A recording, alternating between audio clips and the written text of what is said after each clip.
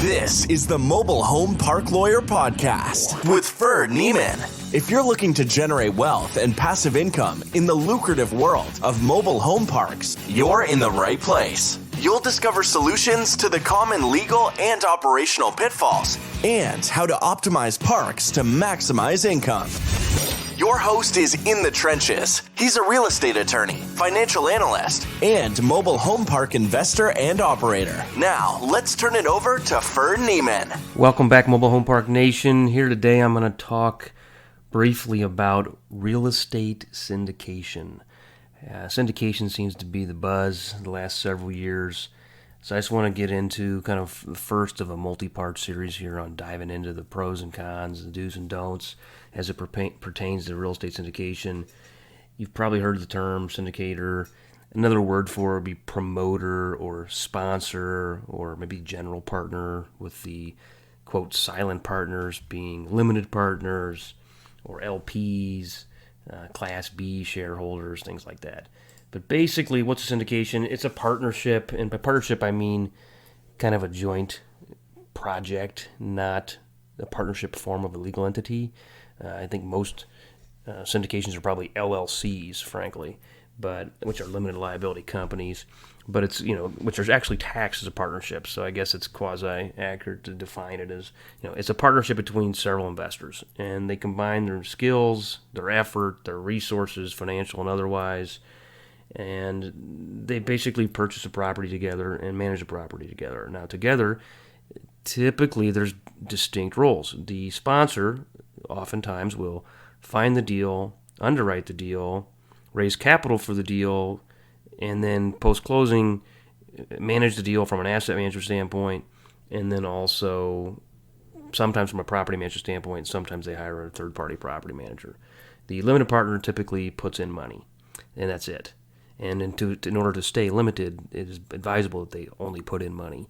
The promoter, if the promoter is getting paid or getting some sort of disproportionate share, like a lot of times you see acquisition fees, you'll see asset management fees, and disposition fees, you'll see property management fees, and you'll get a disproportionate percentage of equity, say a 30-70 split. You get 30% of the equity just for doing the promote piece without putting a penny in.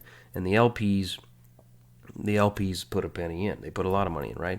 And typically an LPs will get a preferred return. So like, for the example of 30-70, the LPs get their 8% preferred return on their $1 million. Okay, that's $80,000 a year. And after that, if there's any additional cash flow, then it gets split 30% to promoters, 70% to the limited partners.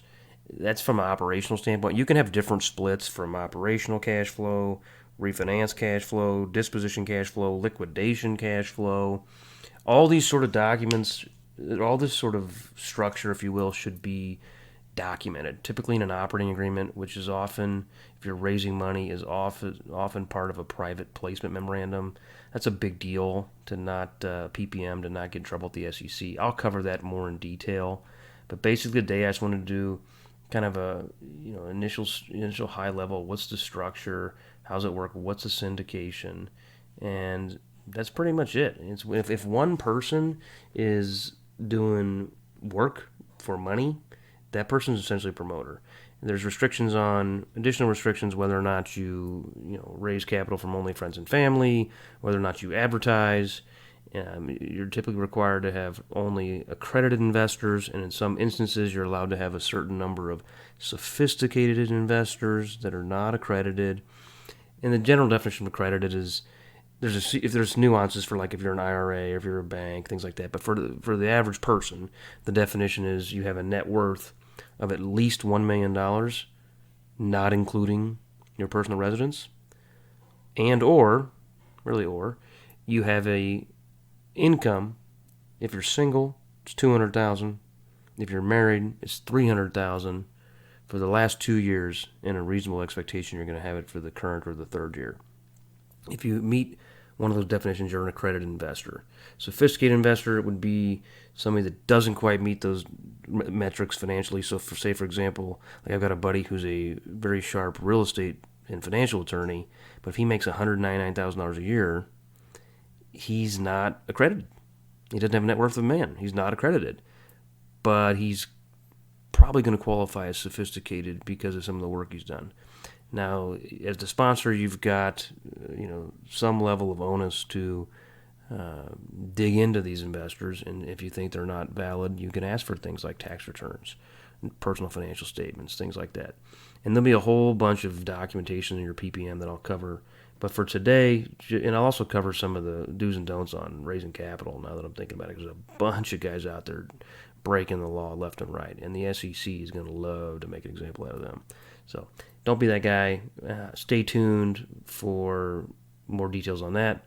But for today, that's what a syndication is. Thanks, and God bless. You've been listening to the Mobile Home Park Lawyer Podcast with Ferd Neiman. Ready to learn more? Go to www.themobilehomelawyer.com for free resources and materials to help you succeed. If you love the podcast, go to Apple Podcasts, give us your review, and subscribe today. Thank you for listening. Neither the Supreme Court of Missouri nor the Missouri Bar reviews nor approves certifying organizations or specialist designations. The choice of a lawyer is an important decision and should not be based solely upon advertisements.